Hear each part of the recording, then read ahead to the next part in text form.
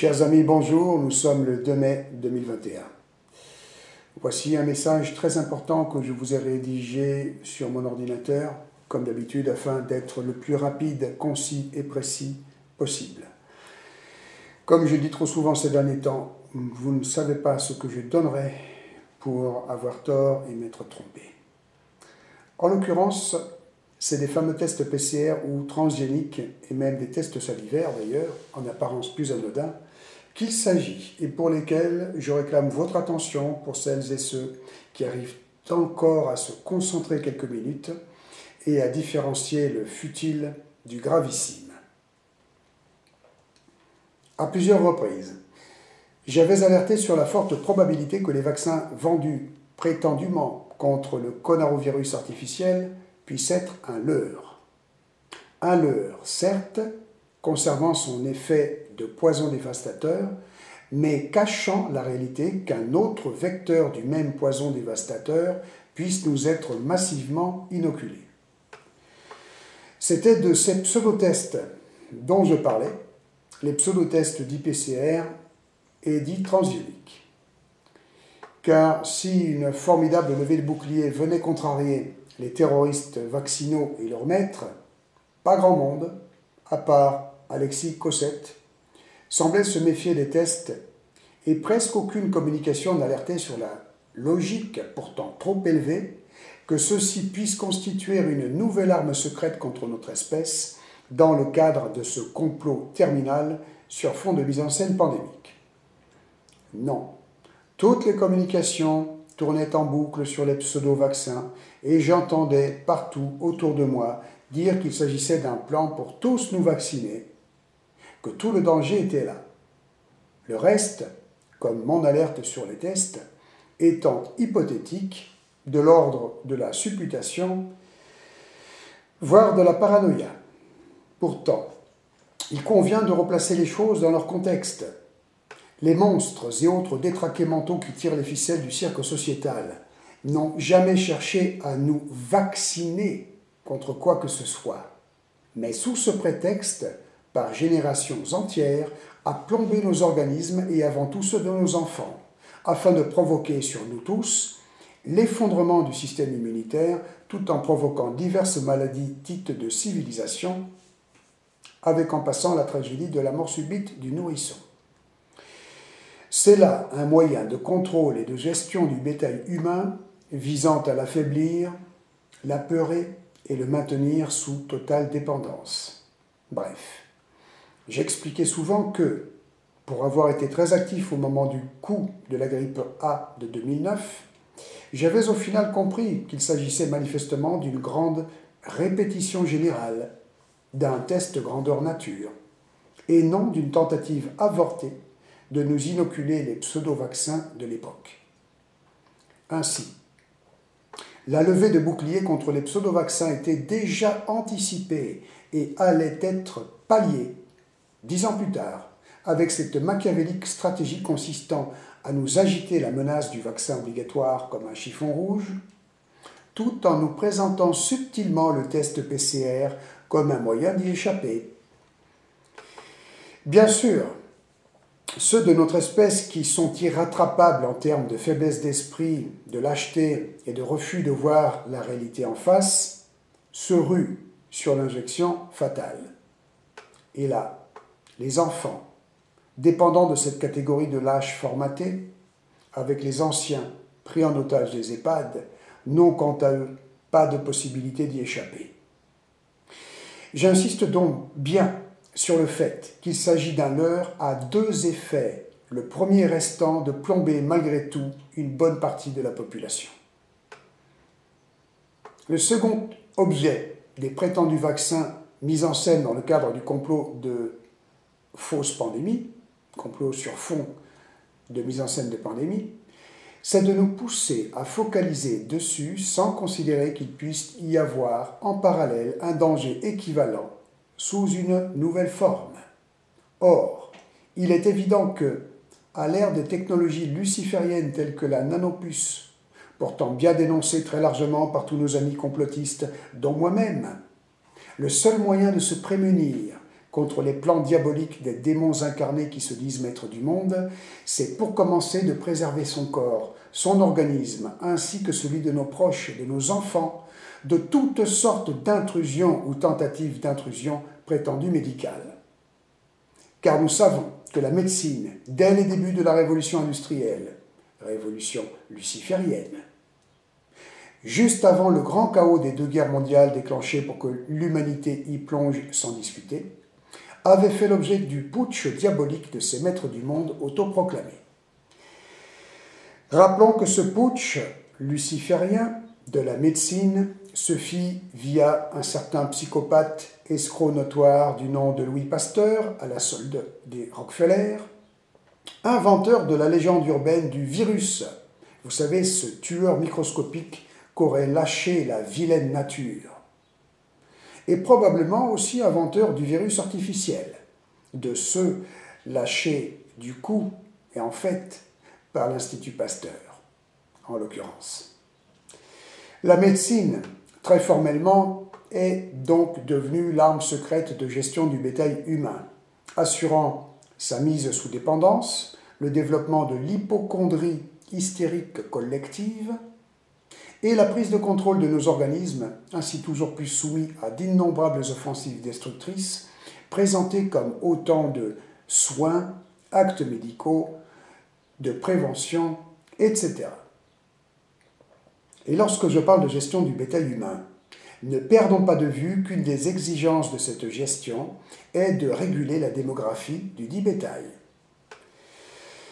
Donc, c'est sans aucune surprise, si ce n'est une profonde tristesse, que je suis tombé hier soir sur un article publié sur le site de Profession Gendarme, annonçant que des examens scientifiques des fameux écouvillons nasaux avaient confirmé ma thèse, celle selon laquelle ils constituaient une arme secrète de destruction massive. Ceux qui relatent cette analyse réalisée dans un hôpital restant anonyme de Bratislava, en Slovaquie, parlent des écouvillons nasaux pour pseudotest PCR comme étant, je cite, un outil de génocide. Les écouvillons ou coton-tiges sont composés de fibres de nylon creuses, des fibres creuses, imprégnées d'hydrogel, un hydrogel fabriqué par DARPA, et de lithium. Ce matériau, une fois le bâtonnet au contact des muqueuses, y reste implanté, provoquant une mutation. Ces fibres ou fils creux sont, avec le fameux hydrogel, brevetés par DARPA. Alors DARPA, c'est le sigle de Defense Advanced Research Projects Agency, une agence de recherche et de développement du département américain de la Défense, qui a été fondée le 7 février 1958 par un certain président Eisenhower. Donc, nous sommes bien confrontés à une arme secrète à effet massif. Je vous lis le résumé qui accompagne la révélation en question. Après avoir délibérément dilaté un mélange de fragments de fibres de nylon dans votre nez, DARPA hydrogel avec du lithium reste sur la muqueuse nasale, sous les glandes pituitaires et pinéales. Ce mélange réagit immédiatement avec les structures vivantes pour former des cristaux qui ciblent la glande pinéale, qui possède son propre champ électromagnétique. Après tout, l'homme est un être bioélectrique. La forme des cristaux en dit long sur le type d'hydrogel utilisé. Les cristaux sont conducteurs à cause du lithium qu'ils contiennent. Les cristaux peuvent recevoir le signal de l'émetteur vers la cellule et inversement envoyer des signaux de la cellule vers l'émetteur. Ce sont donc en fait des nano-antennes. Évidemment, mes chers amis, nous saisissons là plus formellement en quoi la mise en scène de pandémie aura visé le déploiement de ces offensives en même temps que les déploiements de la 5G, s'agissant là d'armes combinées. Lorsque la 5G sera activée de façon généralisée, que vous le vouliez ou non, que vous vouliez le croire ou pas, toutes les personnes qui auront été implantées via des pseudo-tests et des pseudo-vaccins seront réduites à l'état de robots biologiques télécommandés, forme de zombies sans conscience réelle. Je poursuis, si vous le voulez bien, ce résumé en vous précisant en passant que la glande pinéale qui va être citée plus bas est justement entre autres le siège de notre conscience. Le lithium est un élément qui n'est pas naturellement présent chez l'homme. Il est hautement toxique pour l'influence de notre glande pinéale. À faible dose, il bloque la glande pinéale et à des doses plus élevées, il peut la détruire complètement. L'aluminium et le mercure ont également des effets toxiques sur la glande pinéale, qui sont largement utilisés dans les vaccins. La glande pinéale produit de la sérotonine, également appelée hormone du bonheur, et elle contrôle le biorhythme humain. Cette glande dans notre cerveau est cruciale pour une activité cérébrale plus élevée, créativité, prévoyance, et pour les interactions sociales humaines. Elle joue même un rôle dans la santé de notre système immunitaire. DARPA hydrogel est une substance artificielle qui crée un transducteur entre le signal électromagnétique et les cellules, tissus et organes vivants. Cette substance convertit un signal électromagnétique d'un émetteur en un signal qu'une cellule vivante comprend et auquel elle répond. L'effet de DARPA hydrogel sur les cellules sanguines humaines. L'ajout de DARPA hydrogel à partir du bâtonnet de test PCR a entraîné un massacre total de globules rouges. De plus, DARPA hydrogel forme des caillots sanguins en quelques secondes. Ces caillots endommagent et obstruent les vaisseaux sanguins. Tout un programme. Alors en conclusion, il s'avère qu'une fois effectué le frottis avec le bâtonnet de pseudotest, le matériau est installé, implanté, à l'arrière de la cavité nasale. Les fluides organiques tels que la salive ou le mucus réagissent au contact du DARPA hydrogel en formant des structures cristallines artificielles et invasives qui colonisent en quelques minutes la zone ciblée, c'est-à-dire la glande pinéale essentiellement. Voilà. Le crime contre l'humanité, génocide combiné à une zombification des populations survivant à ces monstruosités, est avéré et concerne formellement également l'obligation du port du masque. Pourquoi? Eh bien, nous savions déjà que le port du masque était absolument inutile dans le cadre de mesures visant à protéger les personnes du virus artificiel car fabriqué par l'Institut Pasteur, rappelons-le, puisque le dit virus artificiel est infiniment plus petit que les pores des masques les plus performants. Comme le dit ce bon docteur Christian Talchaner, cela reviendrait à chercher à se protéger des moustiques avec un grillage.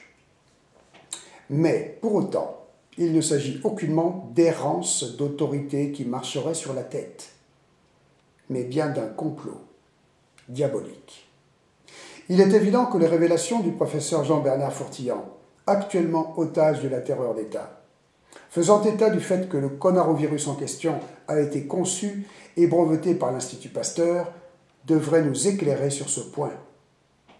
Si nos bonnes élites nous ont concocté cette arme biologique, elles n'allaient pas nous inviter ensuite à nous en protéger.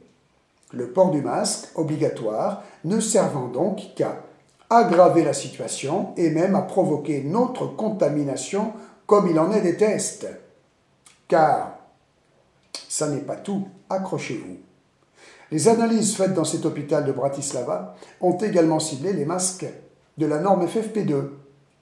Ces masques obligatoires essentiellement dans les corporations et corps constitués, souvent aussi d'ailleurs parce qu'ils sont distribués gratuitement, en grandissant le gouffre de la sécurité sociale, cela va de soi. Alors il en ressort que ceux-ci sont imprégnés de cet hydrogel DARPA au lithium, avec des additifs divers qui se libèrent lentement durant la respiration et pénètrent en profondeur dans les voies respiratoires humaines.